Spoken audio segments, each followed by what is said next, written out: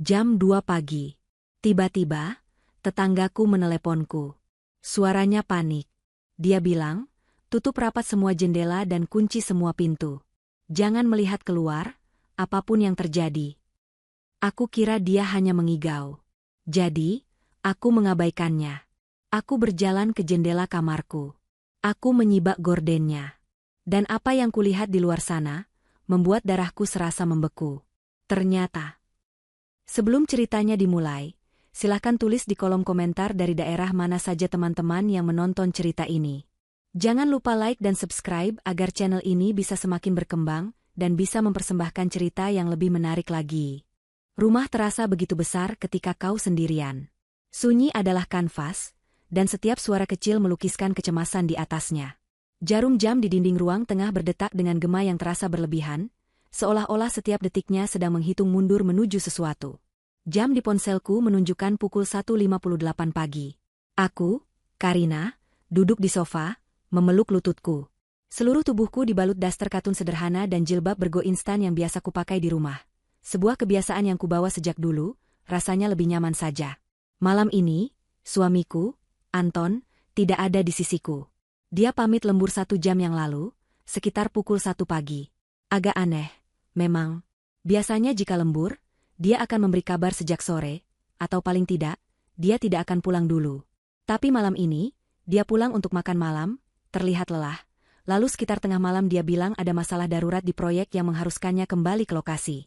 Dia mencium keningku, bergumam, maaf, sayang, dan pergi.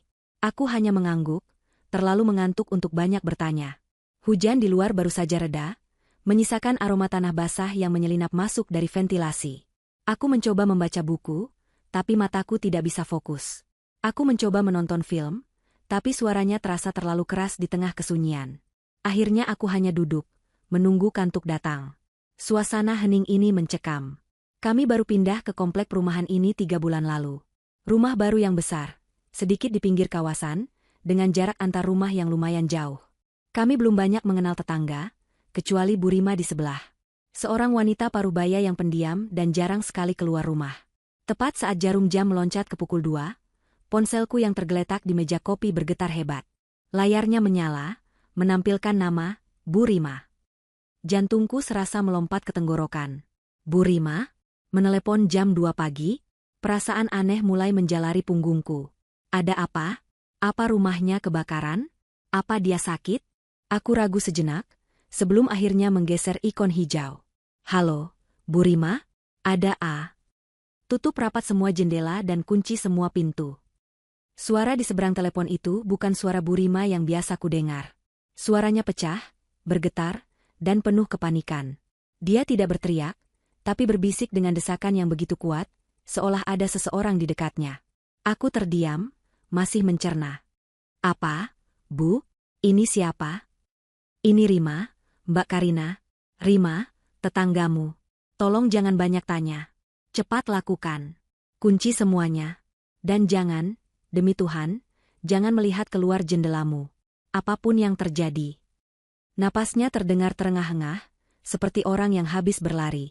Ada suara gemersak aneh di latar belakang suaranya. Bu, ibu baik-baik saja? Ibu sedang. Jangan melihat keluar. Apapun yang mereka lakukan untuk memancingmu, jangan dilihat. Tetap di dalam. Tolong ikuti perintahku. Tolong. Panggilan itu tiba-tiba mati. Aku menatap layar ponsel dengan nanar. Hening. Hanya suara detak jam yang kembali mengisi ruangan. Apa-apaan itu tadi? Aku mencoba menelepon balik. Sibuk. Ku coba lagi. Langsung masuk kotak suara. Perlahan, rasa takutku berubah menjadi kesal. Ini pasti hanya keisengan. Bu Rima itu, dari yang kudengar dari tukang sayur, memang sedikit aneh. Mungkin dia sedang mabuk? Atau mengigau? Benar, dia pasti mengigau dan tidak sengaja meneleponku. Peringatan konyol macam apa itu? Jangan melihat keluar jendela? Memangnya ada apa di luar? King Kong? Aku mendengus geli, mencoba menertawakan kegelisahanku sendiri. Tapi peringatan itu, jangan melihat keluar, justru melakukan hal sebaliknya. Peringatan itu menanamkan rasa penasaran yang gatal di benakku. Rasa penasaran itu kini berdebat hebat dengan sisa-sisa ketakutan yang ditinggalkan oleh panggilan telepon tadi. Konyol, gumamku pada diri sendiri. Aku di rumahku sendiri. Aman. Tapi kakiku berkata lain. Kakiku mulai melangkah, seolah ditarik oleh magnet. Melewati ruang tengah, masuk ke lorong gelap menuju kamar tidur kami di lantai 1. Kamar tidur utama ini memiliki jendela besar yang menghadap langsung ke jalan di depan rumah. Jalan buntu yang sepi. Tanganku terulur ke gorden beludru tebal yang sengaja kami pasang agar tidak ada yang bisa mengintip ke dalam. Jari-jariku gemetar. Separuh diriku berteriak untuk kembali ke sofa, mengunci pintu kamar, dan bersembunyi di bawah selimut sampai pagi. Tapi separuh diriku yang lain, bagian yang kesal dan penasaran, bagian yang tidak suka dipermainkan, perlu membuktikan bahwa Buri masalah. Bahwa tidak ada apa-apa di luar sana selain jalanan basah dan lampu taman yang temaram. Hanya untuk membuktikan dia mengigau, bisikku. Aku menarik napas panjang. Dengan satu gerakan cepat, aku menyibak gorden itu. Selama beberapa detik, aku tidak melihat apa-apa. Hanya pemandangan biasa. Jalan aspal yang berkilau sisa hujan. Lampu jalan di ujung sana yang berkedip-kedip sedikit. Pohon besar di depan rumah Burima yang bergoyang pelan tertiup angin. Lalu, aku melihat mereka. Mereka tidak bergerak. Awalnya aku mengira mereka adalah bayangan pohon, tapi bayangan tidak sepekat itu. Ada 3 sosok. Berdiri kaku di tengah jalan, tepat di bawah lampu jalan yang temaram. Mereka memakai sesuatu seperti jubah panjang berkerudung yang menyembunyikan seluruh tubuh dan wajah mereka. Jubah itu berwarna gelap, entah hitam atau biru dongker, basah, dan tampak berat. Mereka hanya berdiri di sana, menghadap ke rumahku. Jantungku mulai berdebar kencang. Ini pasti anak-anak iseng. Atau mungkin petugas Siskamling? Tapi Siskamling tidak memakai jubah seperti itu. Dan kemudian, sosok keempat keluar dari kegelapan di samping rumah Burima. Sosok ini tidak memakai jubah. Dia memakai pakaian yang kukenali. Jaket yang sama dengan yang dia pakai saat berangkat tadi. Celana kerja yang sama. Itu Anton. Suamiku. Darahku serasa membeku. Itu tidak mungkin. Dia seharusnya ada di proyek, di pusat kota. Apa yang dia lakukan di sini, jam 2 pagi, berdiri di tengah jalan buntu bersama 3 orang aneh berjubah? Anton, yang seharusnya lembur, berdiri kaku di antara mereka. Dia tidak menatapku. Dia menatap lurus ke depan, ke pintu rumahku. Seolah sedang menunggu sesuatu. Salah satu sosok berjubah di sampingnya mengangkat tangan, memegang sesuatu yang tidak bisa kulihat dengan jelas. Benda itu berkilau samar di bawah cahaya lampu. Lalu, seolah bisa merasakan tatapanku, Anton perlahan mengangkat kepalanya. Matanya, bahkan dari jarak ini, menatap lurus ke jendela kamarku. Tepat ke tempatku berdiri. Dia tahu aku di sana. Dia tahu aku sedang melihat. Dia tidak panik. Dia tidak terkejut. Dia tidak merasa bersalah karena ketahuan berbohong. Dia tersenyum. Senyum itu, ya Tuhan, senyum itu bukan senyum Anton. Bukan senyum hangat yang kukenali. Itu adalah seringai tipis, dingin, dan kosong. Seringai seseorang yang melihat seekor serangga terperangkap dalam jaringnya. Lututku lemas. Aku jatuh terduduk di lantai, punggungku membentur dinding di bawah jendela. Gorden masih terbuka, tapi aku tidak bisa bergerak untuk menutupnya. Aku tidak bisa bernapas. Panggilan Burima yang panik, peringatannya yang putus asa, dan apa yang baru saja kulihat semua itu berputar di kepalaku. Apa yang sedang terjadi? Aku tidak tahu berapa lama aku duduk membeku di lantai kamar. Mungkin hanya beberapa detik, tapi rasanya seperti selamanya. Seringai dingin Anton terpatri di kelopak mataku. Udara di kamar yang tadinya hangat kini terasa menusuk tulang. Aku bisa merasakan keringat dingin membasahi pelipis di balik jilbabku. Perlahan, dengan sisa-sisa tenaga, aku merangkak. Aku tidak berani berdiri. Aku takut dia masih melihatku. Tanganku yang gemetar meraih ujung gorden dan menariknya tertutup dengan sekali sentakan kasar. Kain beludru tebal itu kembali menelan pemandangan mengerikan di luar. Aku masih di lantai. Napasku tersengal-sengal. Tidak mungkin, bisikku berulang kali. Itu bukan Anton. Aku pasti salah lihat. Aku mengantuk. Aku berhalusinasi. Tapi aku tahu apa yang kulihat. Aku melihatnya. Dan dia melihatku. Tiba-tiba, aku teringat peringatan Burima. Tutup rapat semua jendela dan kunci semua pintu. Jendela ini, jendela kamar ini, aku melompat berdiri, tanganku yang gemetar meraba-raba grendel jendela. Grendel itu sudah terkunci. Tapi rasanya tidak cukup. Aku mendorong meja rias kecilku, Menyeretnya dengan susah payah hingga membentur jendela, menjadikannya barikade seadanya. Lalu aku berlari. Aku berlari keluar kamar, menyusuri lorong. Pintu depan. Aku memeriksa kuncinya. Kunci atas, terkunci. Kunci bawah, terkunci. Rantai pengaman, aku memasangnya. Jantungku berdebar begitu kencang hingga telingaku berdengung. Pintu belakang. Aku berlari ke dapur. Pintu belakang yang terhubung ke taman kecil juga sudah terkunci. Aku menambahkan kunci gembok tambahan yang biasa kami gunakan. Aku memeriksa jendela dapur, jendela ruang makan, jendela ruang tamu. Semuanya terkunci. Rumah ini sekarang seperti benteng. Tapi aku tidak merasa aman. Aku merasa terperangkap. Akal sehatku mulai kembali. Aku harus mendapatkan bukti. Aku harus tahu apa yang sebenarnya terjadi. Kebohongan apa ini? Siapa orang-orang berjubah itu? Aku meraih ponselku yang tadi kulempar ke sofa. Layarnya retak sedikit di sudut. Aku harus menelepon Anton. Aku harus mendengar suaranya. Aku harus mendengar dia membantah. Mengatakan dia ada di proyek, mengatakan aku gila. Aku butuh kebohongan itu sekarang.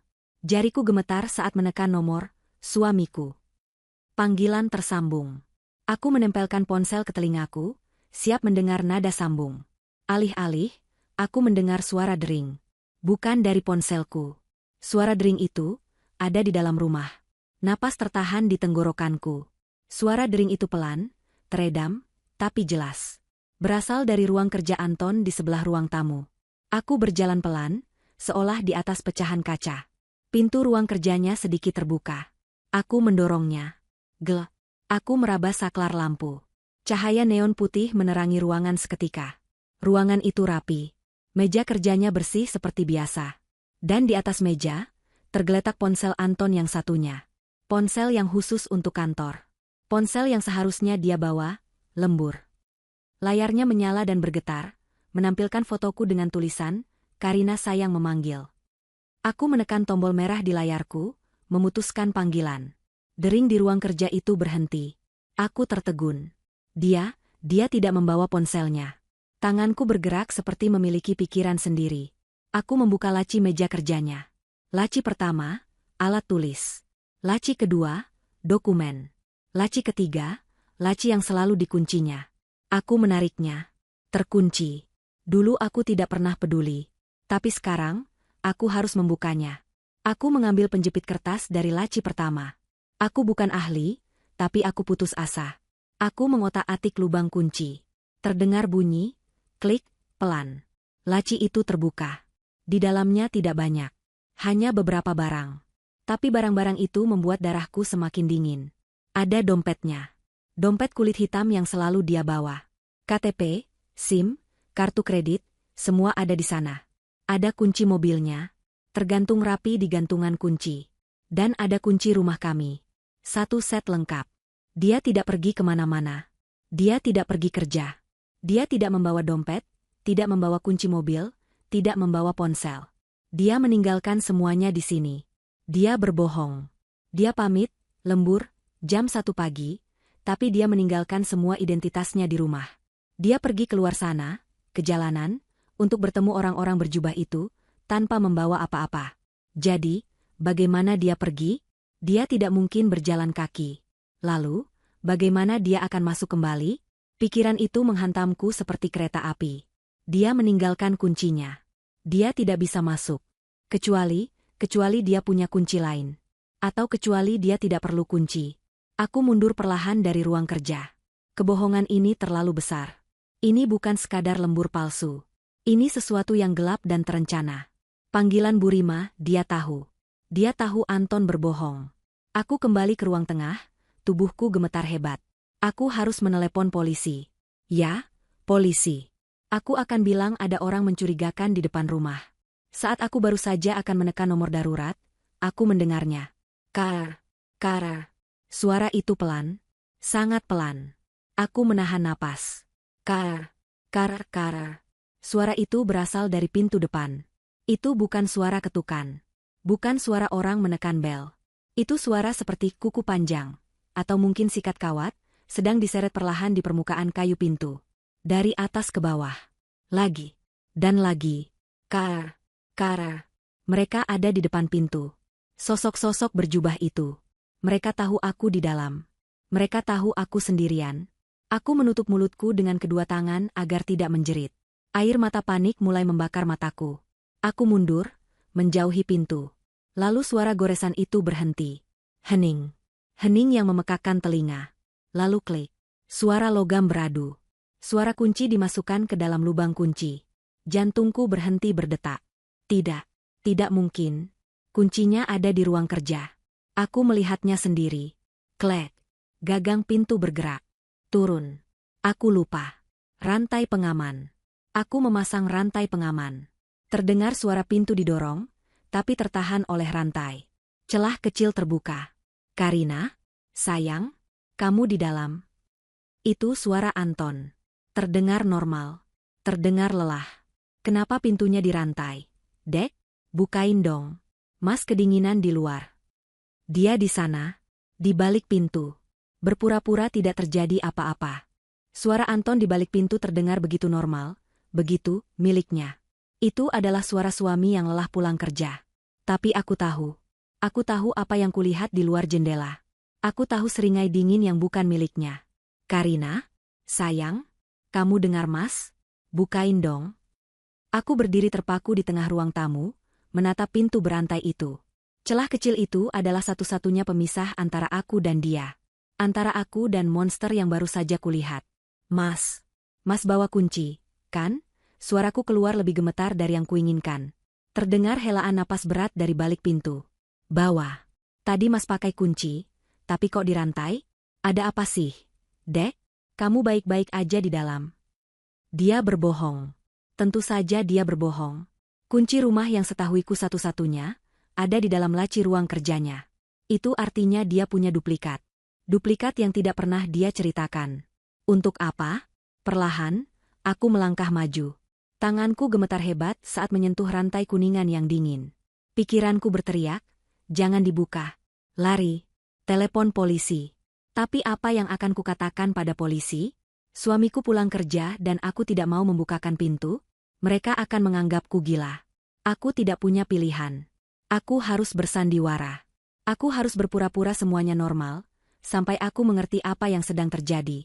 Aku menarik napas dalam-dalam, mencoba menenangkan detak jantungku yang menggila. Aku harus terlihat normal. Aku harus terlihat seperti istri yang mengantuk. Dengan satu gerakan cepat, aku melepas rantai pengaman. Pintu itu langsung terdorong terbuka. Anton berdiri di sana. Dia basah kuyup. Jaket kulit hitamnya meneteskan air hujan ke teras. Rambutnya yang biasanya rapi, kini lepek dan menempel di dahi. Dia tampak persis seperti orang yang baru saja menempuh perjalanan di tengah sisa hujan. Dia tersenyum padaku, senyum lelah yang kukenali. Ya ampun, kamu ini ada-ada aja. Kenapa dirantai segala? Mas jadi khawatir. Katanya, suaranya lembut, penuh keprihatinan palsu. Dia melangkah masuk, melewati ambang pintu. Udara dingin dan basah serta-merta menyerbu masuk bersamanya. Dia menutup pintu di belakangnya, menguncinya dari dalam. Klik. Suara kunci itu terdengar seperti pintu sel penjara yang ditutup. Aku mundur selangkah.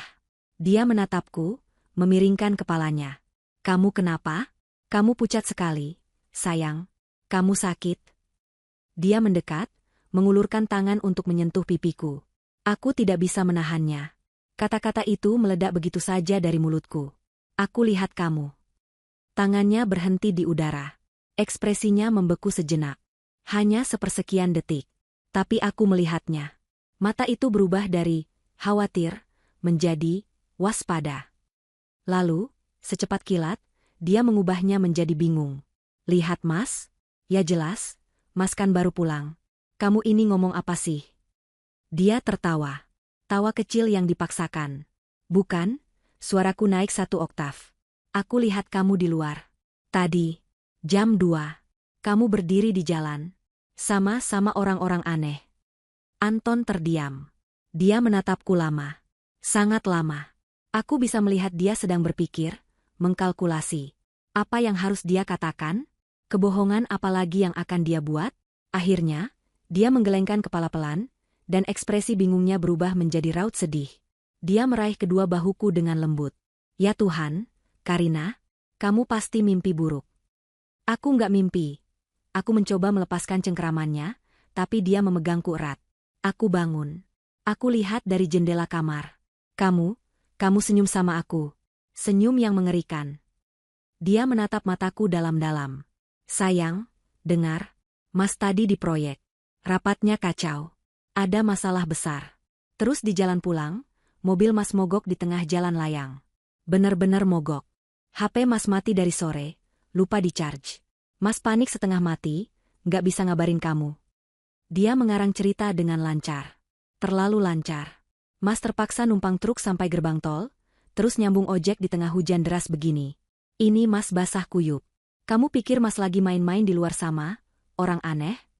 Dia menunjuk ponsel kantornya yang kulihat di meja. Itu, kataku, suaraku melemah.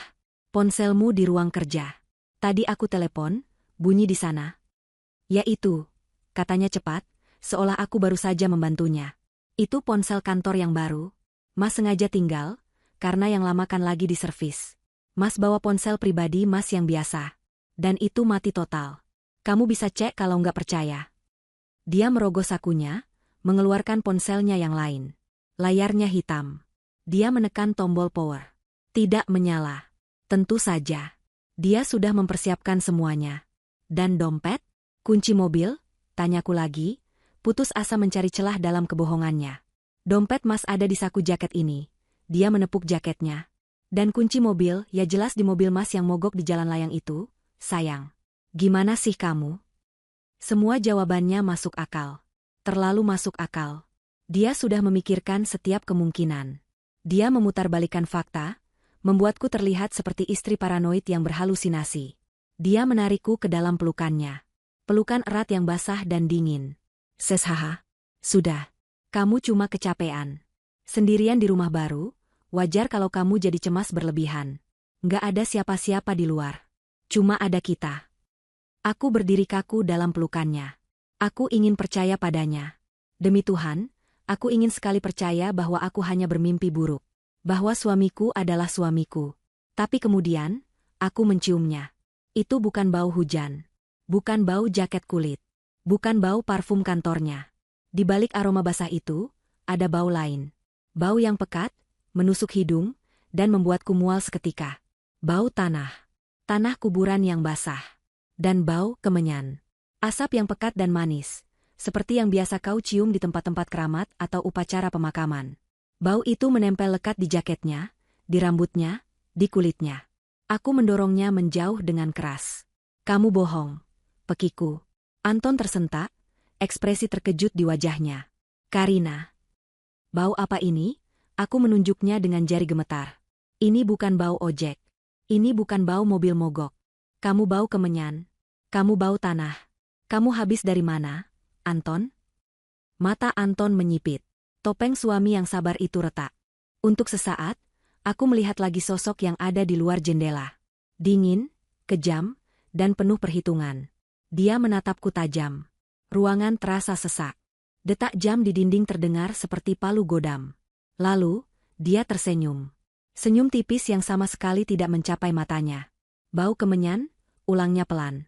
Sayang, kamu benar-benar harus tidur. Hidungmu pasti tersumbat karena tegang. Dia tidak membantah. Dia tidak menyangkal. Dia hanya meremehkanku. Dia melepas jaket kulitnya yang basah, melemparkannya begitu saja ke lantai. Mas mau mandi air panas. Badan Mas rasanya mau rontok. Dia berjalan melewatiku, menuju kamar mandi. Saat dia melintas, aroma kemenyan dan tanah itu kembali menghantamku, begitu kuat hingga aku hampir muntah. Dia berhenti sejenak di pintu kamar mandi. Dia tidak menoleh ke belakang, hanya berbicara ke dinding. Dan, Karina. Ya, bisikku. Lain kali, jangan pernah percaya sama Bu Rima. Wanita itu tidak waras. Dia gila. Dia masuk dan menutup pintu kamar mandi. Suara air pancuran terdengar, menenggelamkan suara isak tangisku yang tertahan. Aku sendirian lagi di ruang tengah, gemetar. Aku tahu aku tidak gila. Dan aku tahu, suamiku adalah pembohong yang sangat, sangat berbahaya. Aku tidak kembali ke kamar. Aku tidak sanggup. Bayangan tidur di ranjang yang sama dengan pria yang baru saja berbohong terang-terangan di depanku, pria yang berbau seperti ritual kematian, membuat perutku mulas. Aku duduk di sofa ruang tengah, dalam gelap. Satu-satunya cahaya berasal dari lampu jalan di luar yang menembus gorden jendela. Aku mendengarkan suara air pancuran berhenti. Aku mendengar langkah kakinya di lorong. Dia tidak memanggilku. Dia tidak mencariku. Dia langsung masuk ke kamar. Lampu kamar menyala, lalu beberapa menit kemudian, padam. Dia tidur. Atau, dia pura-pura tidur. Aku duduk di sana selama berjam-jam. Pukul 3 pagi. Pukul 4 pagi. Hening di luar begitu pekat, seolah malam menahan napas bersamaku. Pikiranku berpacu. Bu Rima. Anton bilang dia gila. Tapi Bu Rima yang memperingatkanku. Bu Rima yang tahu. Lalu, orang-orang berjubah itu. Dan senyum Anton. Senyum yang dia berikan padaku dari jalanan. Itu bukan senyum untuk korban, mimpi buruk. Itu senyum, selamat datang di permainan. Rasa takutku perlahan menguap, digantikan oleh sesuatu yang lain. Sesuatu yang dingin dan keras. Kemarahan. Aku tidak akan menjadi korban. Aku tidak akan membiarkan dia mempermainkanku seperti ini. Aku harus tahu apa yang dia sembunyikan. Pukul 4:30. Cahaya fajar yang pucat mulai merayap di ufuk timur. Ini adalah waktu di mana tidur seseorang paling lelap. Termasuk, kuharap, Anton. Aku harus bergerak sekarang. Dengan langkah kaki yang nyaris tak terdengar, aku bangkit dari sofa. Aku tidak memakai alas kaki. Aku berjalan menuju ruang kerja Anton. Tempat di mana kebohongan pertama terungkap. Pintu itu masih terbuka sedikit. Persis seperti saat kutinggalkan. Aku menyelinap masuk. Aku tidak menyalakan lampu, tidak berani mengambil risiko. Cahaya abu-abu dari jendela ruang kerja sudah cukup. Di sana, di laci meja, dompetnya, kunci mobilnya, dan ponsel kantornya masih tergeletak. Kebohongan yang nyata, yang bisa kusentuh. Tapi bukan itu tujuanku. Tujuanku adalah laci ketiga. Laci yang terkunci. Aku berjongkok di depannya. Aku menarik penjepit kertas dari tempatnya di meja, sama seperti tadi. Tapi sekarang, tanganku tidak gemetar karena takut. Tanganku gemetar karena adrenalin. Aku memasukkan ujung logam itu ke lubang kunci. Klik, krek. Aku menggoyangnya perlahan. Jantungku berdebar di telinga. Aku teringat pernah melihat cara ini di film. Ayolah. Klik. Laci itu terbuka dengan suara gesekan pelan. Napas tertahan di dadaku.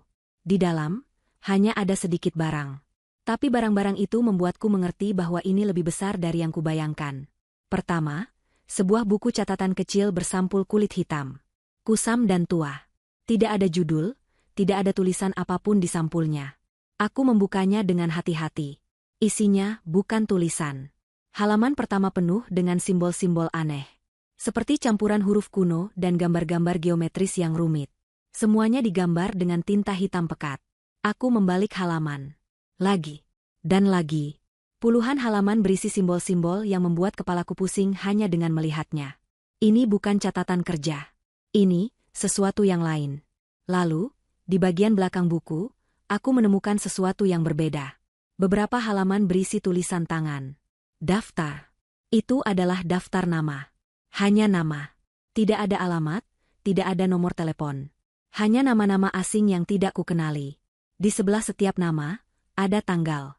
Mataku menelusuri daftar itu. Nama terakhir, tanggalnya adalah 3 bulan lalu. Tepat saat kami pindah ke rumah ini. Jantungku berdebar lebih cepat. Aku membalik ke halaman terakhir. Halaman itu hampir kosong. Hanya ada satu nama yang tertulis di tengah halaman. Ditulis dengan tinta merah yang tebal, seolah baru saja ditambahkan. Karina. Namaku. Dan di sekeliling namaku, digambar sebuah lingkaran. Lingkaran tebal dengan tinta merah yang sama. Aku dilingkari. Aku merasa mual. Udara di ruangan terasa menipis. Aku nyaris tidak bisa bernapas. Apa ini? Daftar apa ini? Kenapa namaku ada di sini? Tanganku yang gemetar mencoba mengembalikan buku itu ke laci. Tapi saat aku memasukkannya, jariku menyentuh sesuatu yang lain, tersembunyi di bagian paling belakang laci. Sesuatu yang lembut. Sebuah kantong beludru kecil berwarna merah marun. Aku menariknya keluar. Kantong itu diikat dengan tali kulit. Beratnya terasa aneh di tanganku. Dengan jari-jari kaku, aku membuka ikatannya. Aku membalikan kantong itu. Sesuatu yang dingin dan berat jatuh ke telapak tanganku. Itu adalah jimat. Atau liontin. Benda itu terbuat dari logam gelap yang kusam, mungkin perunggu tua, dan diukir menjadi bentuk yang mengerikan. Itu adalah bentuk mata. Mata yang terbuka lebar, tapi tidak ada pupilnya. Hanya lubang kosong yang seolah menatap balik padaku, penuh dengan kebencian purba. Saat kulitku bersentuhan dengan logam dingin itu, sensasi yang mengerikan menjalari lenganku. Bukan hanya dingin. Ini adalah kedinginan yang menusuk, kedinginan yang hidup. Dan sebuah gambaran melintas di benakku begitu cepat. Kegelapan. Tangan-tangan kurus yang mencakar dari dalam tanah. Dan bau kemenyan yang memuakan. Aku menjerit pelan dan menjatuhkan jimat itu. Benda itu jatuh ke lantai kayu dengan suara gedebuk pelan yang tumpul. Aku terhuyung mundur, menabrak meja. Aku harus keluar dari sini. Aku berlari keluar dari ruang kerja, tidak peduli lagi jika aku membangunkan Anton. Aku butuh air. Aku butuh udara. Aku berlari ke dapur, terengah-engah. Aku membuka keran di wastafel dan menyalakan air sedingin mungkin. Aku menangkupkan air itu dan membasuh wajahku berulang kali, mencoba menghilangkan rasa mual dan bayangan mengerikan tadi. Aku mematikan keran. Di tengah keheningan pagi buta, aku mendengar detak jantungku sendiri. Aku mengangkat kepala, menatap bayanganku di jendela dapur yang gelap. Wajahku pucat. Mataku liar karena ketakutan. Lalu, aku membeku. Di kaca jendela, di belakang bayanganku sendiri, ada bayangan lain. Seseorang berdiri di luar. Di tamanku. Tepat di balik jendela dapur. Itu Bu Rima. Wajahnya pucat pasi, menempel di kaca. Mata tuanya terbelalak ngeri. Dia tidak bersuara. Dia hanya mengetuk-ngetuk kaca jendela dengan panik, menggunakan satu jari. Tok, tok, tok. Bibirnya bergerak cepat, membentuk kata-kata tanpa suara, tapi aku bisa membacanya dengan jelas. Dia tahu. Lalu dia menunjuk ke belakangku, ke arah lorong kamar tidur. Dia bangun. Napas tersangkut di tenggorokanku. Dia bangun. Anton bangun dan dia tahu aku sudah masuk ke ruang kerjanya. Keluar. Suara Bu Rima di balik kaca terdengar mendesak, kini sedikit bersuara. Dia tidak lagi mengetuk, tapi menggaruk-garuk kaca, matanya melotot ke arah lorong di belakangku. Cepat, Mbak. Lewat pintu belakang. Sekarang. Aku tidak berpikir. Aku hanya bereaksi. Adrenalin membanjiri tubuhku, menyingkirkan rasa mual dan pusing. Tanganku menyambar gagang pintu dapur, memutar kunci gembok tambahan yang kupasang tadi dengan jari-jari gemetar. Tepat saat aku berhasil membuka pintu, aku mendengar suara langkah kaki berat di lorong. Langkah kaki Anton. Dia tidak lagi menyelinap. Dia berjalan cepat. Karina, teriaknya dari dalam rumah. Suaranya tidak lagi lembut. Suara itu dingin dan penuh amarah. Mau kemana kamu? Aku membanting pintu dapur hingga terbuka dan melompat keluar, ke taman belakang yang basah dan gelap. Udara subuh yang dingin menusuk paru-paruku. Sini, Mbak. Cepat. Bu Rima berbisik kencang dari balik pagar tanaman tinggi yang membatasi rumah kami. Aku berlari, menabrak pot-pot tanaman, tidak peduli pada duri mawar yang menggores dasterku. Aku mencapai pagar tanaman dan menerobos celah yang sudah terbuka, celah yang tampaknya sengaja dibuat oleh Bu Rima. Aku jatuh tersungkur di halaman rumputnya yang basah. Di belakangku, aku mendengar pintu dapurku dibanting terbuka. Karina. SSHH. Diam. Sini. Bu Rima menarik lenganku dengan kasar, menyeretku merangkak di balik semak-semak besar di halamannya. Kami bersembunyi di balik rimbunnya pohon belimbing, terengah-engah dalam kegelapan. Aku bisa melihat Anton dari sini. Dia berdiri di ambang pintu dapurku, diterangi lampu dapur yang masih menyala. Dia hanya mengenakan celana tidur hitam dan kaos oblong putih. Rambutnya acak-acakan. Tapi matanya menyapu taman belakang dengan intensitas yang buas. Dia sedang berburu. Dia melihat ke kiri, ke kanan. Dia tahu aku keluar. Dia melangkah ke taman. Sayang, udaranya dingin. Jangan main-main. Kamu bisa sakit. Suaranya kembali berubah, mencoba terdengar lembut, tapi ada nada mengancam yang kental di baliknya. Dia berjalan beberapa langkah di tamanku. Aku dan Bu Rima menahan napas. Bumi serasa berhenti berputar. Lalu dia berhenti. Dia melihat ke arah pagar tanaman kami. Dia tahu aku tidak mungkin pergi jauh. Dia menatap lurus ke arah persembunyian kami. Jantungku serasa mau meledak. Dia tidak mungkin melihat kami. Terlalu gelap. Setelah hening yang terasa abadi, dia mendengus. Baiklah. Kalau kamu mau main petak umpet. Dia berbalik, masuk kembali ke dalam rumah, dan menutup pintu dapur. Tapi dia tidak menguncinya. Aku baru bisa bernapas setelah dia menghilang. Aku berpaling ke Burima. Wanita itu gemetar hebat, lebih hebat dariku. Wajahnya pucat pasi di cahaya subuh yang redup. Ibu, ibu tahu. Bisikku, air mata akhirnya mengalir. Apa yang terjadi? Kita tidak punya waktu, Mbak. Burima mencengkeram lenganku, kuku-kukunya menancap. Kita harus bicara cepat. Dia tahu Mbak tahu. Dia akan mempercepat semuanya. Mempercepat apa? Burima, tolong jelaskan. Tadi aku lihat di laci mejanya ada buku hitam, ada jimat namaku. Wajah Burima berubah menjadi ngeri saat aku menyebut jimat. Bentuknya mata, bisiknya. Aku mengangguk kaku. Ya Tuhan, rintihnya, dia terduduk di tanah yang basah. Dia sudah sejauh itu. Bajingan itu. Siapa mereka, Bu? Siapa Anton sebenarnya? Burima menatap matanya yang tua ke mataku. Ada ketakutan di sana, tapi juga kemarahan yang sudah lama terpendam. Mereka adalah perkumpulan. Sebuah kultus. Sekte sesat. Apapun Mbak mau menyebutnya. Mereka bukan menyembah setan. Mereka menyembah sesuatu yang lebih tua. Sesuatu yang lapar. Napasku tercekat. Anton bagian dari itu? Bagian? Burima tertawa getir. Suamimu bukan sekadar bagian, Mbak. Dia adalah salah satu pemanggil terkuat. Dia ambisius. Jauh lebih ambisius dari yang lain. Burima menarik napas panjang, matanya menerawang ke masa lalu yang kelam. Aku tahu, karena aku pernah seperti Mbak. Darahku berdesir. Maksud ibu? Suami pertamaku, katanya pelan, suaranya pecah. Dia juga anggota. Dulu kami hidup susah. Lalu tiba-tiba, dia sukses besar. Proyek di mana-mana. Uang mengalir deras. Aku senang sekali. Aku tidak tahu harganya. Dia berhenti, menelan ludah. Harganya adalah aku. Dia menumbalkanku. Bukan untuk dibunuh. Tapi untuk dipersembahkan jiwanya.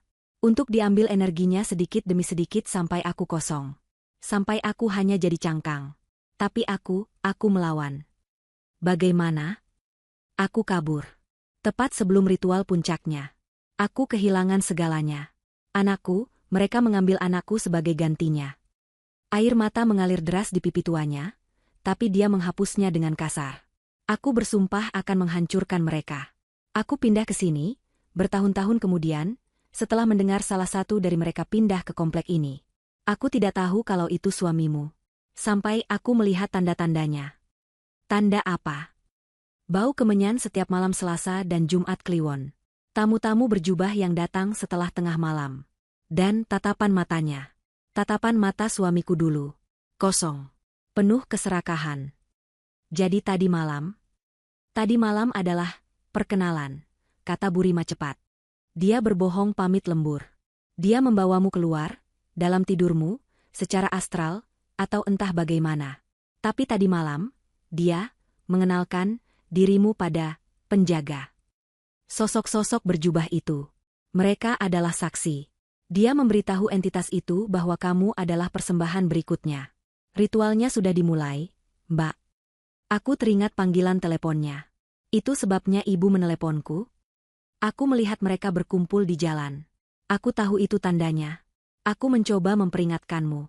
Aku menyuruhmu jangan melihat keluar, karena jika kamu melihat mereka, kamu mengakui kehadiran mereka. Kamu memberi mereka izin untuk melihatmu juga. Dan kamu membuka jendela, kan? Aku mengangguk ngeri. Mbak sudah terikat dengan mereka sekarang. Bisiknya putus asa. Dan saat kamu masuk ke ruang kerjanya, menyentuh jimat itu, kamu mengkonfirmasi ikatan itu. Kamu sudah ditandai. Namamu di buku itu adalah kontrak. Kontrak untuk apa? Untuk ditukar, kata Burima. Nyawamu, jiwamu, energimu ditukar dengan kekuasaan absolut untuk Anton. Kekayaan yang dia punya sekarang hanyalah permulaan. Dia ingin lebih. Dia ingin semuanya. Perutku serasa diaduk. Suamiku, pria yang kucintai, menjadikanku tumbal. Aku harus lari, kataku, mencoba berdiri. Aku harus ke polisi. Polisi? Burima menarikku kembali. Mbak mau bilang apa? Suamiku anggota kultus? Mereka akan mengurung Mbak di rumah sakit jiwa. Anton akan bilang Mbak depresi. Dia akan menang. Tidak, lari bukan pilihan. Lalu apa? Tanyaku putus asa. Aku harus bagaimana? Pasrah? Mata Burima menyala dalam kegelapan. Tidak, kita lawan. Bagaimana? Kita cuma berdua. Satu-satunya cara menghentikan ritual adalah dengan menghancurkan altarnya, kata Burima, suaranya kuat. Setiap pemanggil memiliki altar pribadi. Tempat dia memuja dan melakukan ritual kecil.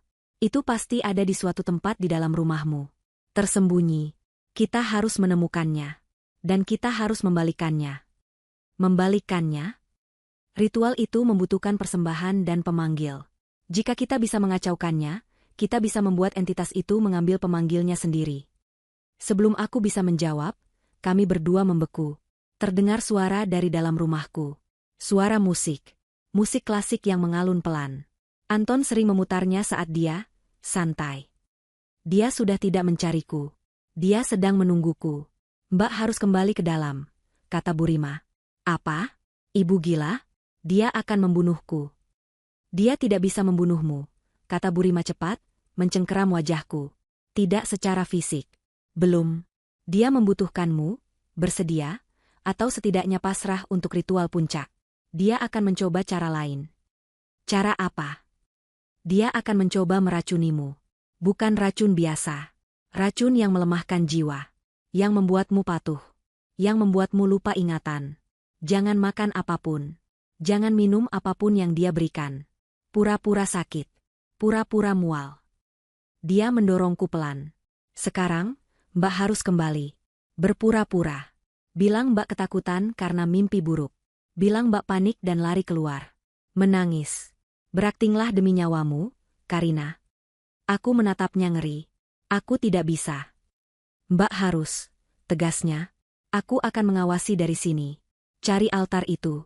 Cari di tempat yang paling tidak mungkin. Itu pasti tersembunyi dengan baik. Dia memberiku satu dorongan terakhir. Pergi. Sebelum dia curiga. Dengan lutut gemetar dan hati yang hancur berkeping-keping, aku merangkak keluar dari persembunyian. Aku berdiri perlahan, menatap rumahku yang kini terasa seperti sarang monster. Aku melangkah keluar dari halaman Burima, kembali ke tamanku sendiri. Aku menarik napas panjang, membiarkan air mata ketakutan dan kemarahan mengalir. Aku harus melakukannya. Aku harus kembali ke dalam neraka itu. Aku berjalan melintasi taman belakangku, setiap langkah terasa berat seolah kakiku terbuat dari timah. Rumput yang basah dan dingin menempel di telapak kakiku. Pintu dapur masih terbuka sedikit, seolah mengundangku masuk kembali ke dalam perangkap. Musik klasik yang dia putar, Moonlight Sonata, mengalun pelan dari dalam, terdengar seperti musik pemakaman. Aku sampai di ambang pintu. Aku berhenti, menyeka air mata palsu, dan juga asli, dari pipiku. Aku harus terlihat seperti yang dikatakan Burima, ketakutan, bingung, dan lemah. Aku melangkah masuk ke dapur. Anton ada di sana. Dia tidak sedang marah. Dia sedang berdiri di depan kompor, membelakangiku. Dia tampak sedang mengaduk sesuatu di panci kecil. Aroma coklat panas yang manis dan pekat memenuhi ruangan. Biasanya, itu adalah aroma yang menenangkan. Pagi ini, itu berbau seperti racun. Mas. Bisikku, suaraku sengaja dibuat bergetar. Dia berbalik perlahan. Di wajahnya tidak ada kemarahan. Hanya ada keprihatinan yang dalam dan penuh kasih. Itu adalah topeng yang sempurna. Dia bahkan tersenyum lembut. Ya Tuhan, Karina, kamu dari mana saja? Dia berjalan cepat ke arahku, tapi tidak menyentuhku. Dia berhenti satu langkah di depanku. Mas bangun, kamu nggak ada di kamar. Mas cari ke seluruh rumah. Mas lihat pintu dapur terbuka. Kamu tahu betapa khawatirnya Mas. Aku menunduk, tidak berani menatap matanya.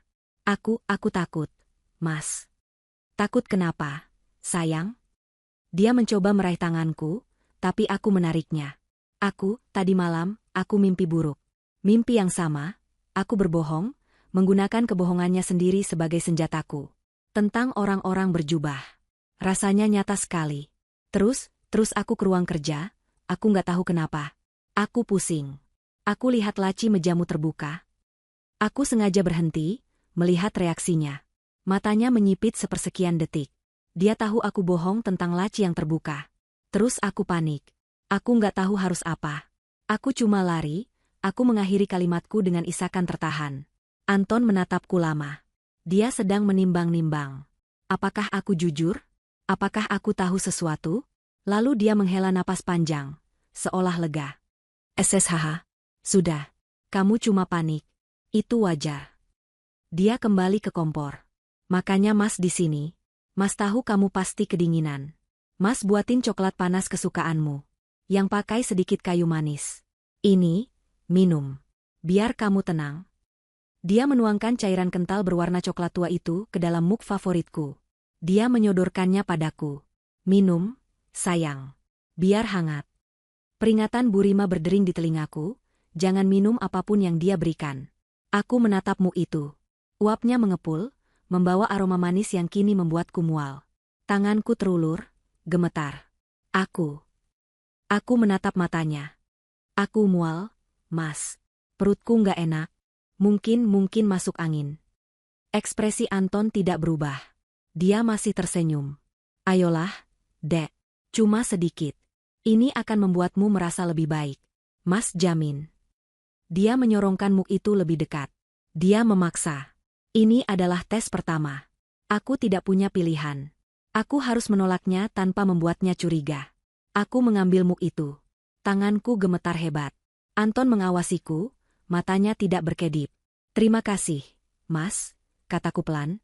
Lalu, aku tersandung. Aku sengaja menyenggol kakiku sendiri, membuat tubuhku terhuyung ke depan. Mug itu terlepas dari genggamanku, dan semua isinya tumpah. Cairan coklat panas itu menyiram lantai dapur, mengenai sebagian kaki celana tidur Anton. Astaga! Aku menjerit, terdengar lebih karena kaget daripada sengaja. Maaf, Mas, maaf. Tanganku licin aku. Aku langsung berjongkok, berpura-pura membersihkan lantai dengan tangan, padahal aku hanya gemetaran. Anton berdiri kaku. Coklat panas itu menetes dari celananya. Senyumnya lenyap. Untuk sesaat, topeng itu terlepas seluruhnya. Matanya berkilat marah, rahangnya mengeras. Aku melihat kebencian murni di sana. Dia ingin sekali memukulku. Mas nggak apa-apa? Panas. Ya? Maaf. Dia tidak menjawab. Dia hanya menatap cairan coklat di lantai. Lalu, pelan-pelan, dia mengendalikan dirinya. Dia menarik napas dalam.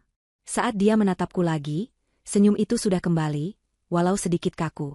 Nggak apa-apa, katanya, suaranya tegang. Bisa dibersihkan. Kamu sepertinya benar-benar terguncang. Dia mengambil kain lap di wastafel dan melemparkannya ke lantai dekat kakiku. Bersihkan. Mas mau ganti celana. Setelah itu, kamu istirahat di kamar. Dia berbalik dan berjalan keluar dapur. Dia tidak marah karena tumpahan. Dia marah karena aku tidak meminumnya. Bu Rima benar. Aku membersihkan lantai dengan cepat, tanganku masih gemetar, tapi sekarang bukan hanya karena takut. Juga karena kemenangan kecil ini. Sisa hari itu adalah neraka yang sunyi. Anton mengumumkan dia kerja dari rumah hari ini. Dia duduk di ruang kerjanya, tapi aku tahu dia tidak bekerja. Dia mengawasiku. Setiap kali aku bergerak, aku bisa merasakan matanya di punggungku. Rumah ini, yang dulu adalah surga kami, kini menjadi penjara. Aku berpura-pura sakit. Aku menghabiskan sebagian besar waktu di kamar tidur, di bawah selimut, tapi mataku tidak pernah terpejam. Aku mendengarkan setiap suara. Aku harus menemukan altar itu. Pikiranku berputar. Di mana? Di mana orang menyembunyikan sesuatu yang mengerikan di rumah modern? Bukan di gudang, terlalu mudah ditemukan. Bukan di loteng, kami tidak punya loteng. Lalu aku teringat. Beberapa minggu setelah kami pindah, Anton bilang dia akan merenovasi lemari pakaian di kamar kami. Dia bilang ingin membuat rak sepatu tambahan. Dia mengerjakannya sendiri selama beberapa hari, mengunci pintu kamar, tidak mengizinkanku masuk. Dia bilang dia ingin memberiku kejutan. Kejutan itu adalah lemari yang rapi. Tapi sekarang aku sadar, lemari itu terasa lebih sempit. Ruang di dalamnya terasa berkurang. Jantungku berdebar. Aku harus menunggu. Aku menunggu sampai sore. Sampai Anton bilang dia ada telepon penting, dan mengunci diri di ruang kerjanya. Ini adalah kesempatanku. Aku menyelinap ke kamar tidur kami. Berdiri di depan lemari pakaian besar dari kayu jati itu.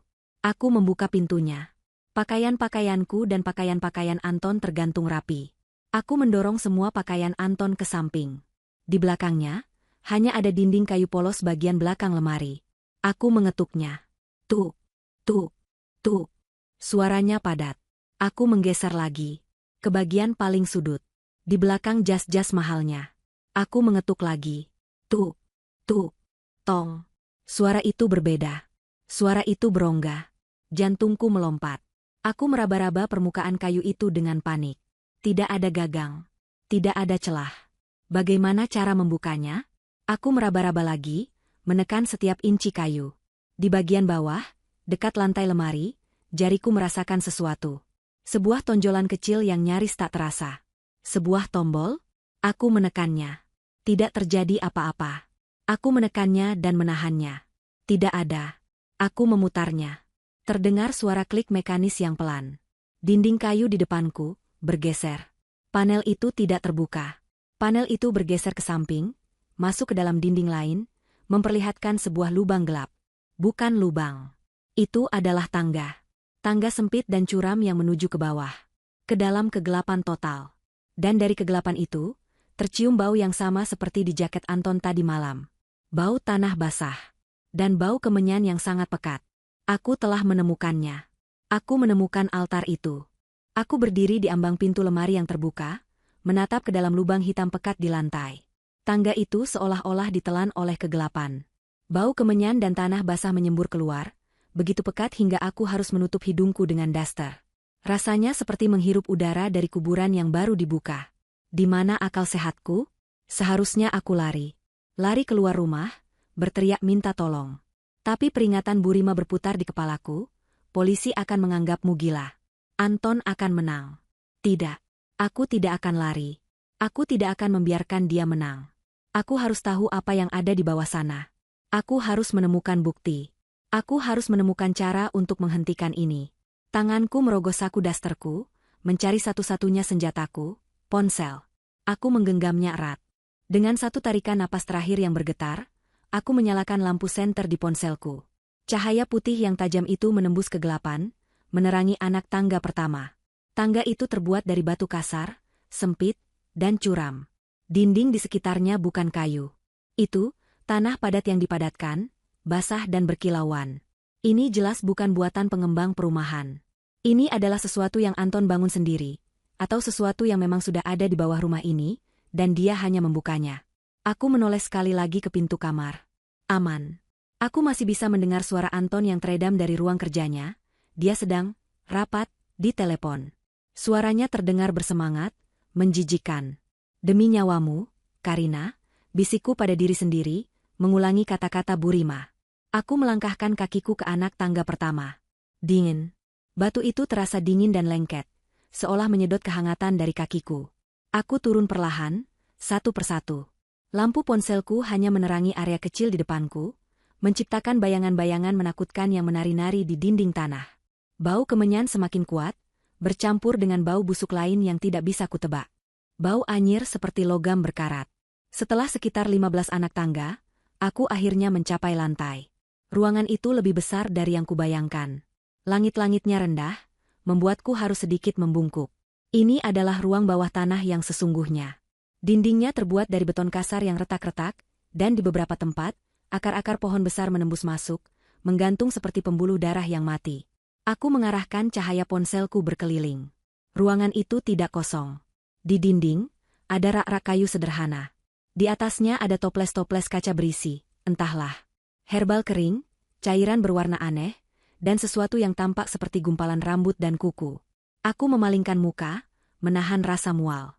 Lalu, cahaya ponselku menyentuh pusat ruangan. Dan aku berhenti bernapas. Di sana, di tengah ruangan, berdiri sebuah altar. Itu bukan meja biasa. Itu adalah satu bongkahan batu hitam besar yang dipahat kasar. Permukaannya rata dan berkilau basah di bawah cahaya senterku, seolah baru saja dilap dengan minyak.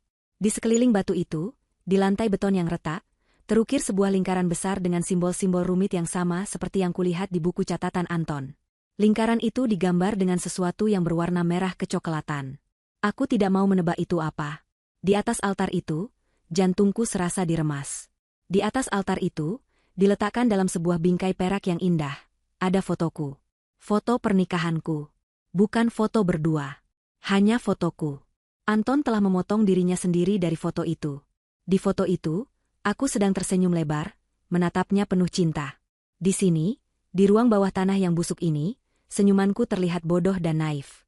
Di samping fotoku, ada sebuah belati. Belati ritual yang melengkung, dengan gagang yang terbuat dari tulang. Dan di samping belati itu, ada sebuah buku. Buku itu besar, jauh lebih besar dari buku catatan hitam yang kutemukan tadi. Buku ini bersampul kulit yang tampak sangat tua dan retak-retak. Sampulnya diikat dengan tali kulit, dan di tengahnya, diembos simbol mata yang sama persis dengan jimat yang kutemukan. Mata tanpa pupil. Inilah yang Burima maksud. Ini adalah kitab ritualnya. Aku harus membukanya. Aku harus tahu kelemahannya. Aku mendekati altar, setiap langkah terasa seperti menginjak jarum. Udara di sekitar altar jauh lebih dingin. Aku bisa melihat napasku sendiri menguap di udara. Tanganku yang gemetar mengulurkan tangan ke buku itu. Kulitnya terasa kasar dan hangat. Aneh. Seolah-olah ada sesuatu yang hidup di dalamnya. Aku membuka ikatannya. Aku membuka sampulnya. Halaman-halaman itu terbuat dari perkamen tebal yang menguning, berbau debu dan jamur. Tulisannya bukan bahasa yang kukenali. Simbol-simbol yang rumit dan menakutkan memenuhi setiap halaman, digambar dengan tinta hitam pekat. Aku membaliknya dengan panik. Halaman demi halaman, semua berisi simbol. Ini tidak mungkin. Aku tidak bisa membacanya. Lalu, di bagian tengah buku, aku menemukannya. Di antara simbol-simbol kuno itu, ada tulisan tangan modern. Tulisan tangan yang rapi dan kukenali. Tulisan tangan Anton. Dia telah menerjemahkan bagian-bagian penting. Dia menuliskannya di pinggir halaman dengan pulpen biru biasa, yang terlihat sangat tidak pada tempatnya di buku setua ini. Aku menemukan sebuah bab. Judulnya dia tulis dengan huruf kapital, Ritual Pertukaran Puncak. Aku membaca catatan terjemahannya dengan cepat, mataku melompat-lompat dari satu baris ke baris lain. Jantungku berdebar sangat kencang, aku takut Anton bisa mendengarnya dari atas. Entitas yang dipanggil akan mengambil apa yang ditawarkan. Persembahan harus ditandai, jiwanya harus terikat. Pemanggil harus mempersembahkannya dengan sukarela. Lalu aku menemukannya. Paragraf yang dilingkari Anton dengan tinta merah. Peringatan keras. Tulisnya di pinggir. Entitas terikat pada pemanggil yang namanya tertulis di altar batu. Ia hanya mengambil apa yang ditawarkan oleh pemanggil. Kesalahan penulisan nama akan membatalkan persembahan dan mengalihkan ikatan. Aku menurunkan ponselku, mengarahkan cahayanya ke permukaan altar batu hitam itu. Di sanalah. Di sudut batu, terukir beberapa huruf, tapi sudah sangat pudar. Sepertinya nama pemilik sebelumnya. Tapi di sebelahnya, ada area kecil yang telah dihaluskan, dipoles hingga berkilau, seolah-olah dipersiapkan untuk ukiran nama baru. Anton belum menuliskan namanya. Pikiranku berpacu. Burima bilang ritual itu untuk menukar jiwaku dengan kekuasaan untuk Anton. Anton adalah pemanggilnya. Itu artinya, dia harus menulis namanya di altar itu. Tapi tunggu. Paragraf itu bilang, entitas terikat pada pemanggil yang namanya tertulis. Jika dia menulis namanya, dia terikat. Lalu dia menawarkan aku. Tapi jika nama yang tertulis di altar itu bukan nama pemanggil, atau jika nama yang tertulis di altar adalah nama persembahannya? Tidak. Teks itu jelas. Mengalihkan ikatan. Itu adalah kelemahannya. Entitas itu, apapun itu, adalah makhluk yang terikat kontrak. Ia akan mengambil jiwa yang ditawarkan oleh siapapun yang namanya terukir di altar itu. Sebuah ide gila, sebuah rencana yang mengerikan, mulai terbentuk di benakku. Aku harus pergi. Aku sudah mendapatkan apa yang kubutuhkan. Aku berbalik, siap untuk berlari menaiki tangga. Saat itulah aku mendengarnya. Bukan dari atas. Bukan dari ruang kerja. Suara itu datang dari dalam ruang bawah tanah itu sendiri. Suara langkah kaki menuruni tangga batu di belakangku. Pelan. Tenang. Tidak terburu-buru. Ponselku masih mengarah ke altar. Aku membeku. Aku tidak bisa bernapas. Tidak. Tidak. Dia seharusnya di atas. Dia sedang rapat. Lampu senter di ponselku berkedip sekali.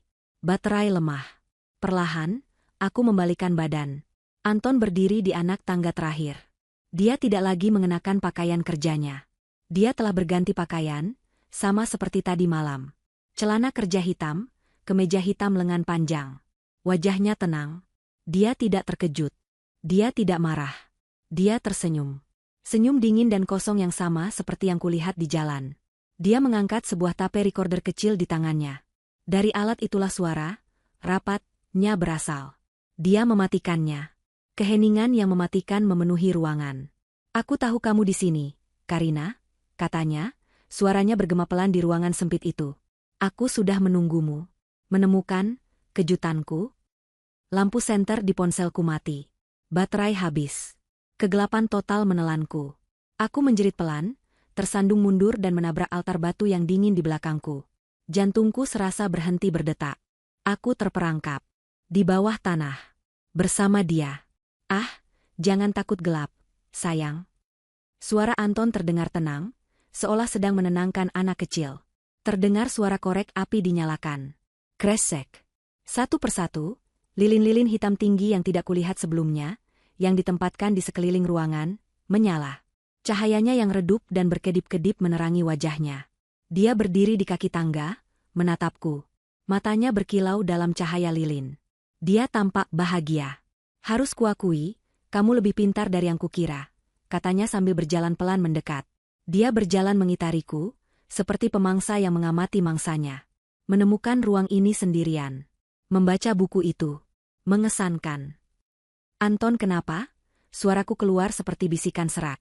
Air mataku mulai mengalir, kali ini murni karena teror. "Aku istrimu.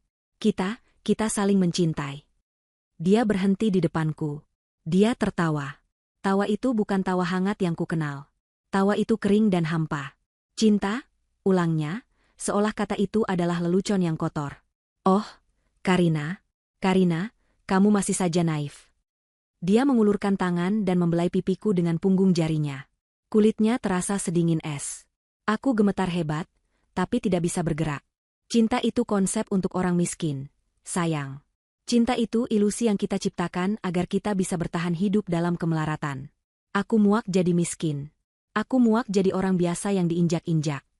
Monolog itu dimulai. Pengakuan yang tidak pernah kuminta. "Saat ayahku meninggal," lanjutnya, matanya menerawang, "dia tidak meninggalkanku apa-apa selain hutang dan buku jelek itu." Dia menunjuk ke altar. Dia pikir itu kutukan. Dia tidak tahu cara menggunakannya. Tapi aku tahu. Aku mempelajarinya. Aku membacanya. Dia mulai berjalan lagi, menyentuh toples-toples di rak. Aku mulai dari yang kecil. Ayam. Kambing. Ritual-ritual kecil untuk keberuntungan. Dan berhasil. Proyek pertamaku, kebetulan, disetujui. Pesaingku, kebetulan, bangkrut. Dia berhenti dan menatapku. Lalu aku menginginkan lebih. Buku itu menjanjikan kekuasaan absolut. Tapi dia meminta bayaran yang lebih besar. Dia tidak mau lagi persembahan hewan. Dia mau persembahan yang lebih hidup. Daftar nama di buku catatanku, itu adalah pembayaran kecil. Aku teringat daftar nama itu. Orang-orang itu, apa yang kamu lakukan pada mereka, Anton? Aku? Dia tersenyum. Aku tidak melakukan apa-apa. Aku hanya mengambil sedikit keberuntungan mereka. Sedikit energi mereka. Jiwa mereka mengering pelan-pelan. Mereka mungkin didiagnosis depresi berat atau kelelahan kronis. Mereka jadi cangkang kosong. Dan aku jadi kaya. Dia kembali ke depanku.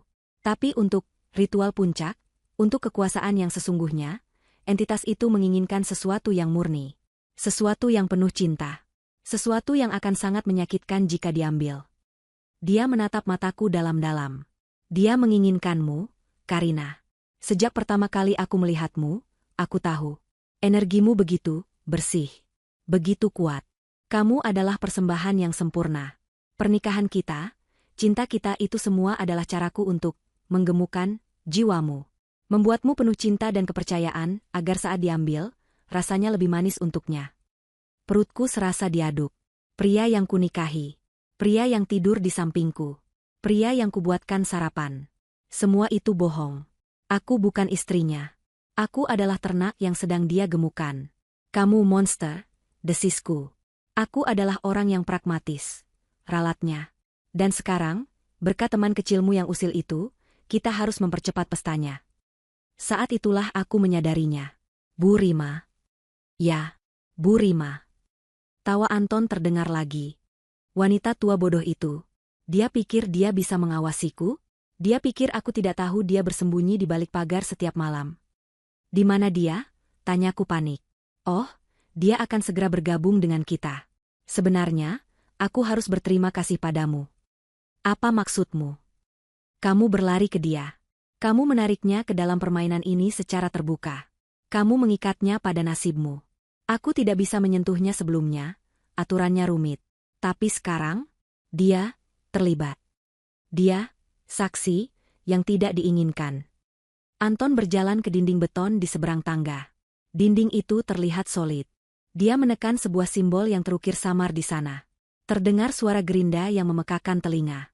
Dinding itu bergeser ke samping, membuka jalan masuk lain. Sebuah terowongan gelap. Dua sosok berjubah gelap, yang kulihat di jalan tadi malam, masuk ke ruangan. Mereka tidak berjalan. Mereka meluncur, seolah-olah kaki mereka tidak menyentuh tanah. Mereka adalah penjaga yang Bu Rima sebutkan. Di antara mereka menyeret seseorang. Sosok yang lebih kecil, lemah. Bu Rima, aku menjerit. Mereka melemparkannya ke lantai. Bu Rima terbatuk-batuk. Dia terikat. Mulutnya disumpal. Tapi matanya menatapku dengan kebencian. Tidak, bukan padaku. Pada Anton. Terima kasih sudah membawa Bu Rima, kata Anton padaku, dengan senyum mengejek. Dua persembahan jauh lebih baik daripada satu. Entitas itu akan sangat senang. Sosok-sosok berjubah itu berdiri diam di sudut, seperti patung kematian. Mereka adalah saksi ritual. Anton kembali ke altar. Dia mengabaikanku dan Bu Rima yang meronta di lantai. Dia mengambil belati bertulang itu. Dia juga mengambil sebuah mangkuk perak kecil dan sebuah pahat kecil yang tajam. Dia menatapku. Jangan khawatir, sayang. Ini tidak akan sakit. Setidaknya, tidak lama. Dia mulai. Dia tidak membaca dari buku itu. Dia sudah hafal. Dia mulai melantunkan mantra. Kata-katanya dalam bahasa yang tidak kukenali. Bahasa yang membuat tenggorokanku gatal. Suaranya berubah. Menjadi lebih dalam, lebih serak, seolah-olah ada suara lain yang berbicara bersamanya dari dalam tenggorokannya. Saat dia melantunkan mantra, ruangan mulai merespons. Simbol-simbol di lantai yang tadi berwarna merah kecoklatan, kini mulai bersinar. Menyala dengan cahaya merah redup yang berdenyut, seperti pembuluh darah. Udara di ruangan menjadi berat. Aku merasa sulit bernapas. Udara menjadi sangat dingin, begitu dingin hingga aku bisa melihat helaan napasku dengan jelas. Bau kemenyan dan tanah menjadi sangat kuat, memuakan, memenuhi paru-paruku. Aku mendengar suara bisikan. Berasal dari segala arah. Dari dinding. Dari tanah. Dari bayang-bayang. Ribuan suara berbisik serempak dalam bahasa kuno itu, menggemakan lantunan Anton. Bu Rima menjerit tertahan di balik sumpalan mulutnya, matanya terbelalak ngeri. Lihat, teriak Anton, suaranya kini bergemuruh. Dia mengangkat kedua tangannya. Dinding di belakang altar. Dinding beton yang solid itu mulai retak. Itu bukan retakan biasa. Itu adalah retakan hitam pekat. Kegelapan murni, lebih hitam dari bayangan apapun, mulai merembes keluar. Kegelapan itu tidak diam. Kegelapan itu bergerak, menggeliat seperti makhluk hidup. Udara yang keluar dari celah itu begitu dingin hingga membekukan air mata di pipiku. Dia datang, seru Anton dalam ekstasi. Penjaga telah dipanggil. Lihat kemuliaannya, Karina. Ini adalah kekuatan yang akan menjadi milikku. Kegelapan itu menyembur keluar dari celah, mulai membentuk sesuatu.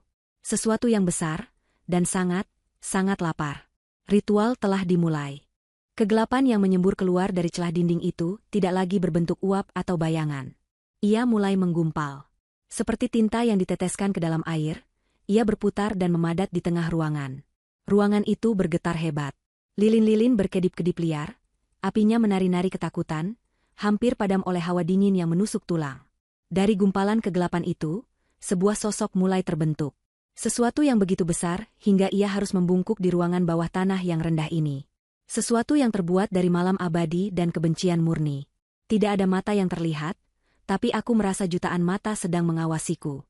Inilah penjaga itu. Inilah entitas yang Anton puja. Indah, bukan? Suara Anton terdengar di tengah gemuruh. Aku menoleh. Dia berdiri di samping altar, wajahnya penuh dengan ekstasi dan kekaguman yang gila. Dia tidak takut. Dia senang. Dia di sini, Karina. Serunya di atas suara bisikan yang kini memenuhi ruangan.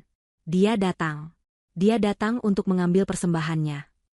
Dia berbalik menghadapku, matanya berkilat-kilat dalam cahaya lilin yang sekarat. Inilah akhir dari permainanmu, sayang.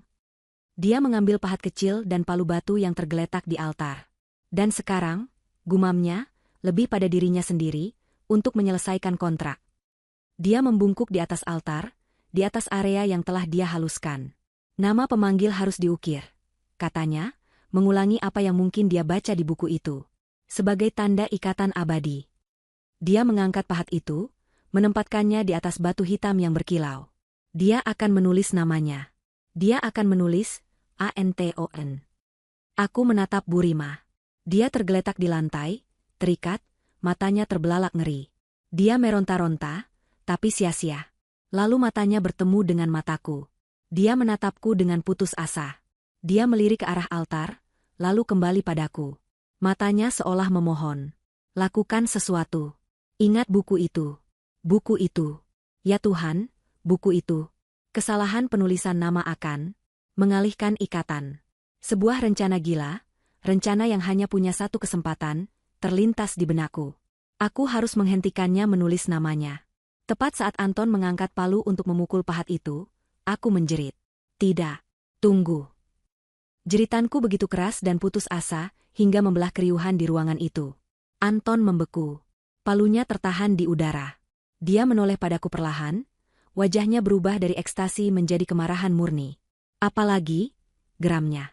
Kamu salah, teriakku, aku berjuang untuk berdiri, lututku gemetar hebat. Kamu melakukan kesalahan. Diam, bentaknya. Jangan ganggu aku. Kamu salah baca, teriakku lagi, air mata mengalir di pipiku. Aku menggunakan rasa takutku sebagai bahan bakar. Aku membacanya. Aku membaca buku itu tadi. Bukan nama pemanggil yang harus diukir di altar. Itu adalah kebohongan. Kebohongan terbesar dalam hidupku. Anton menyipitkan matanya. Dia berhenti. Apa maksudmu? Dia ragu. Aku bisa melihat keraguan itu. Dia begitu dekat dengan tujuannya. Ketakutan terbesarnya adalah melakukan kesalahan teknis kecil di saat-saat terakhir. Dia tahu aku telah membaca buku itu di altar. Nama persembahan. Pekiku, kata-kata itu keluar begitu saja. Kamu harus mengukir namaku. Nama, Karina. Itu adalah cara untuk menandai persembahan secara permanen di batu. Itu yang tertulis di sana. Anton menatapku, lalu ke buku besar yang terbuka di altar. Dia terlalu sombong untuk memeriksa ulang catatannya sendiri di depan persembahannya. Coba pikir, Anton, aku menangis, berjalan selangkah lebih dekat. Sosok penjaga di belakang kami berdenyut, seolah tidak sabar. Kenapa entitas itu terikat pada nama di altar? Karena itu adalah nama jiwa yang akan dia ambil. Jika kamu menulis namamu, kamu menawarkan dirimu sendiri. Itu jebakannya. Itu sebabnya pemilik sebelumnya gagal. Logika palsu itu menghantamnya. Aku melihatnya di matanya. Dia termakan umpanku. Keserakahannya membuatnya paranoid. Dia tidak mau mengambil risiko. Benar? Bisiknya, matanya kini berkilat licik.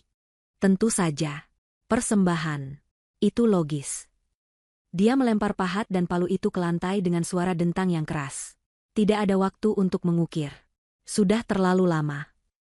Dia berbalik ke altar dan menyambar belati tulang yang tergeletak di samping fotoku. Tanda darah sudah cukup untuk mengikat nama. Geramnya. Dia akan menggores namaku di batu menggunakan belati itu. Darahmu akan menyegelnya. Dia berbalik menghadapku, mengangkat belati.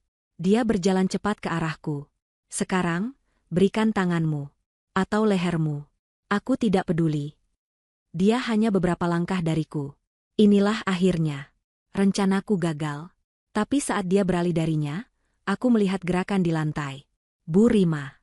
Dia tidak diam saja. Selama Anton teralihkan olehku, dia telah menggeliat, menggeser tubuhnya yang terikat di lantai yang licin. Saat Anton menyambar belati dan membelakanginya, Burima mengumpulkan seluruh sisa tenaganya. Tepat saat Anton mengambil langkah kedua ke arahku, Burima menendang. Kedua kakinya yang terikat menghantam bagian belakang lutut Anton dengan kekuatan seorang ibu yang putus asa.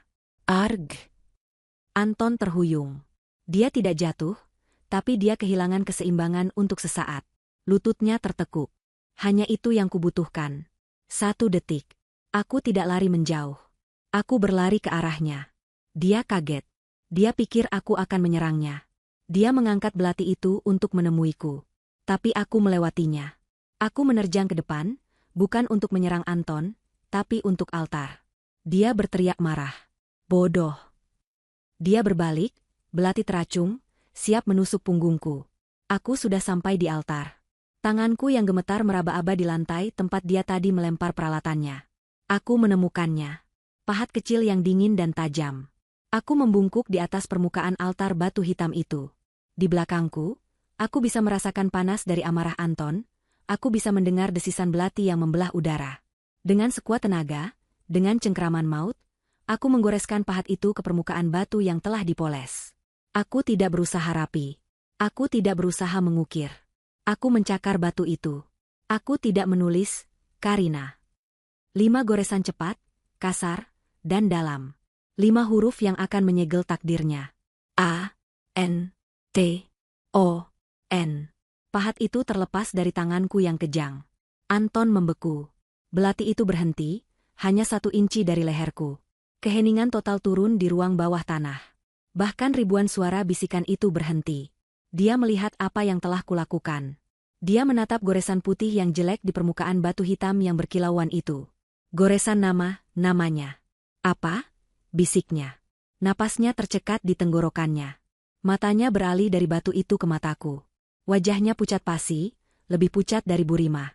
Dia menyadari apa yang telah terjadi. Aku bangkit perlahan, menatap lurus ke matanya. Aku membiarkan dia melihatnya. Senyum. Senyum yang kukopi darinya tadi malam di jalanan. Senyum yang dingin, kosong, dan penuh kemenangan. Aku hanya memastikan, kataku, suaraku tenang dan mematikan. Entitas itu tahu siapa, pemanggil, yang sebenarnya. Kegelapan pekat di belakang kami, sosok penjaga itu, berhenti berdenyut. Ia diam selama 1 detik yang terasa abadi.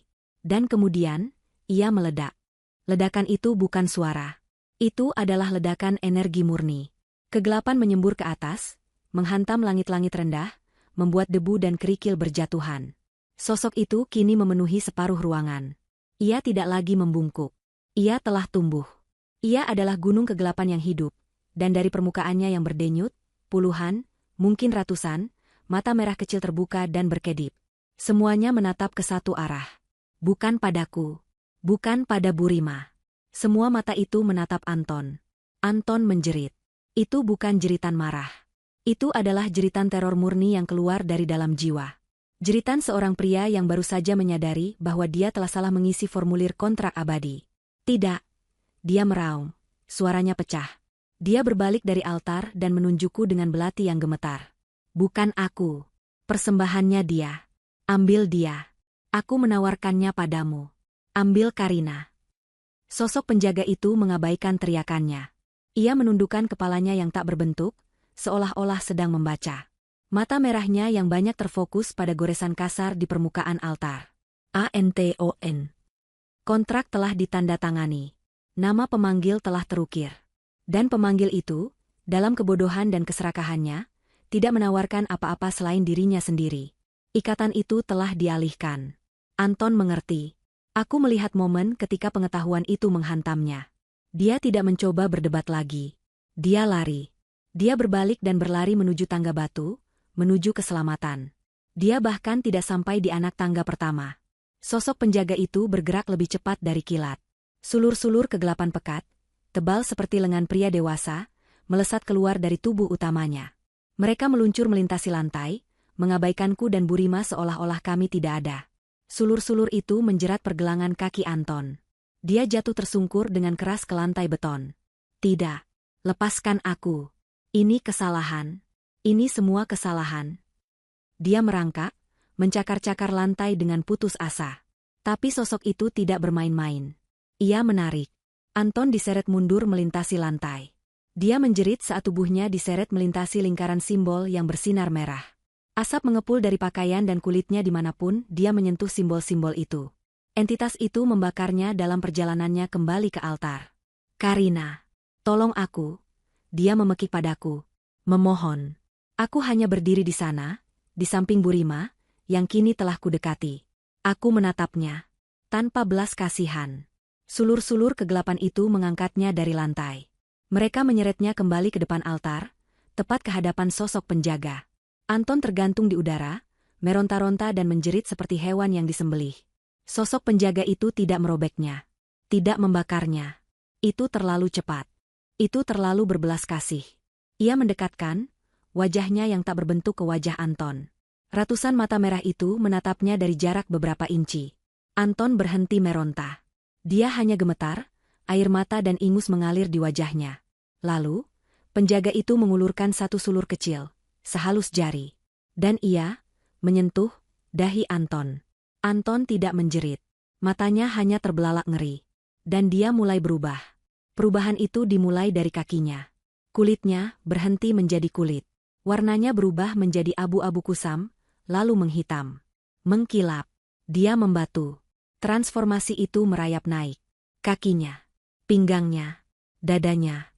Dia bisa merasakan setiap detiknya. Dia masih hidup. Dia masih sadar. Aku bisa melihatnya di matanya yang panik.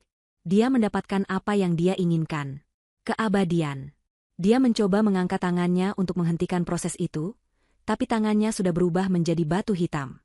Perubahan itu mencapai lehernya, wajahnya. Dia membeku. Tubuh Anton kini menjadi patung batu hitam yang mengerikan. Patung seorang pria yang menatap lurus ke depan, dengan ekspresi teror abadi yang terukir di wajahnya. Dia adalah penjaga altarnya sendiri. Sosok penjaga itu menatap hasil karyanya. Puas. Ia telah mengambil bayarannya.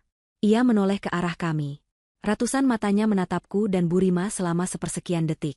Lalu ia seolah mendengus, tidak tertarik. Kami bukan bagian dari kontrak. Dengan suara gemuruh rendah, seperti gunung yang runtuh, sosok penjaga itu surut. Ia kembali masuk ke dalam celah di dinding, seperti pasta gigi yang didorong kembali ke dalam tabungnya. Celah itu menutup. Krak. Dinding itu kembali menjadi beton solid. Dan saat itu juga, ruangan mulai bergetar. Getaran yang hebat. Ini bukan lagi getaran ritual. Ini adalah getaran fisik. Tempat ini runtuh. Teriak Burima, suaranya serak. Sihir yang menopang ruangan bawah tanah ini telah hilang bersama pemiliknya. Dinding tanah mulai longsor. Batu-batu besar berjatuhan dari langit-langit. Aku tidak membuang waktu. Aku menyambar belati tulang yang dijatuhkan Anton dan berlari ke Burima. Dengan tangan gemetar, aku memotong sisa ikatan di tangan dan kakinya. Kita harus pergi, Bu. Sekarang. Di belakangmu, pekik Burima. Aku berbalik. Altar batu hitam itu retak menjadi dua. Patung Anton yang mengerikan itu terbelah, jatuh ke dalam celah yang terbuka di lantai, dan ditelan oleh kegelapan abadi di bawahnya. Buku, jimat, dan semua rahasianya terkubur bersamanya. Lewat tangga, teriakku. Kami berdua berlari, terhuyung-huyung. Kami menaiki tangga batu itu, dua anak tangga sekaligus. Di belakang kami, aku mendengar suara runtuhan yang memekakan telinga. Seluruh ruang bawah tanah itu ambruk, mengubur kejahatan Anton selamanya. Kami tersembur keluar dari panel rahasia di lemari, jatuh ke lantai kamar tidur kami yang aman dan normal. Aku berbalik dan membanting panel kayu itu hingga tertutup. Terdengar suara klik saat panel itu mengunci, diikuti oleh suara gemuruh terakhir dari bawah tanah, dan kemudian hening. Hening yang damai. Aku dan Burima tergeletak di lantai kamar, terengah-engah, berlumuran keringat dan kotoran. Kami berhasil. Kami masih hidup. Fajar menyingsing. Cahaya matahari pagi pertama yang sesungguhnya mulai menyelinap masuk melalui jendela kamar. Cahaya itu belum pernah terasa sehangat ini. Beberapa jam kemudian, aku dan Burima duduk di teras depan, dibalut selimut. Sirene terdengar di kejauhan, semakin mendekat. Burima, setelah cukup tenang, menelepon polisi. Dia melaporkan adanya kebocoran gas dan ledakan kecil di bawah tanah dari rumahku. Cerita yang masuk akal. Petugas pemadam kebakaran datang, diikuti oleh polisi. Mereka memasang garis polisi. Mereka bertanya padaku, "Di mana suami Anda, Bu Karina?" Tanya seorang petugas dengan hati-hati. Aku menatapnya, mataku tenang, walau tubuhku masih gemetar. Aku menyesap teh hangat yang diberikan Burima. "Suami saya, kataku pelan. Dia pamit lembur tadi malam. Aku berhenti sejenak, menatap rumahku yang kini menjadi makam. Saya rasa dia tidak akan kembali. Aku menjual rumah itu minggu depannya. Aku tidak membawa apa-apa selain pakaian yang kukenakan. Aku dan Bu Rima pindah. Jauh dari kota itu. Kami memulai hidup baru. Dia dengan kedamaian yang akhirnya dia temukan, dan aku dengan kekuatan yang tidak pernah kuketahui kumiliki. Aku tidak hanya selamat. Aku menang. Dan Anton? Dia mendapatkan apa yang sangat dia inginkan. Dia mendapatkan keabadian. Terkurung dalam kegelapan, sendirian, selamanya. Karma telah terbayar lunas. Ma telah terbayar lunas. Ma telah terbayar lunas. Ma telah terbayar lunas. Ma telah terbayar lunas. Ma telah terbayar lunas. Ma telah